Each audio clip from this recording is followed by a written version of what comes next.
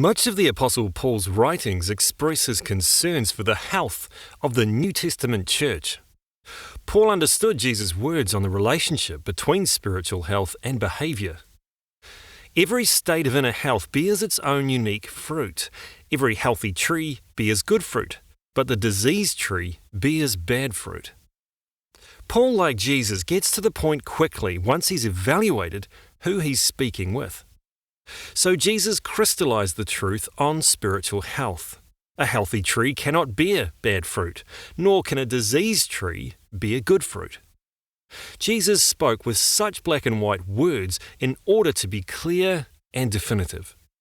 Likewise, Paul does the same for the same reason.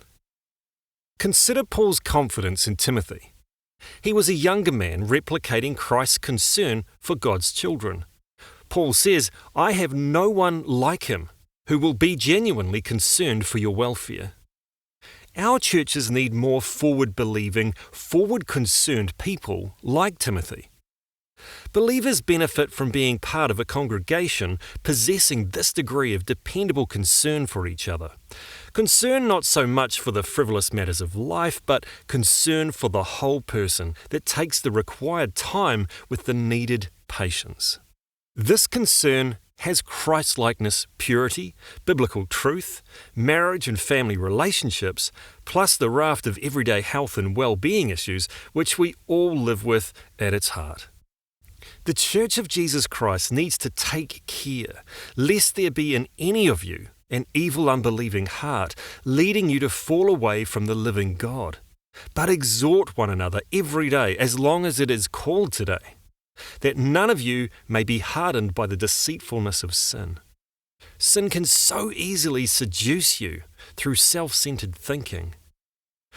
Since in God's wisdom, He has designed His church with Christ as the head and not the almighty I, we need to look out for each other on Christ's behalf. Genuine Christ-like character is concerned about the Saviour's glory and how to glorify Christ through our relationships. It longs for opportunities to express the loving grace of God into others' lives for the purpose of salvation, then sanctification, then glorification. Along the way, there will be discipleship and personal life issues, healing and recovery from pains, and victories over sinful inner strongholds. The holiness of fellow Christians should captivate our attention. How easy it is for us to lose focus of God's design, His desire for His church. God's eternal plan is straightforward. Those whom He predestined, He also called. And those whom He called, He also justified. And those whom He justified, He also glorified. Therefore, we Christians should walk in unity with Christ, encouraging, uplifting, equipping, and exhorting one another to selfless, holy, and more joyful, mature living for Christ. Christ's selfless character is our bullseye target in personal development. Do nothing from selfish ambition or conceit, but in humility count others more significant than yourselves.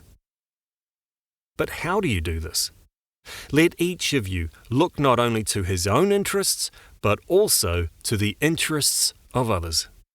When you have a thought for self, choose to have a similar thought for others.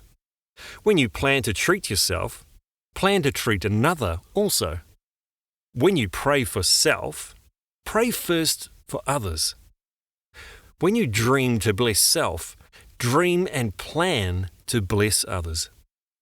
We encourage you today to check your priority of concerns.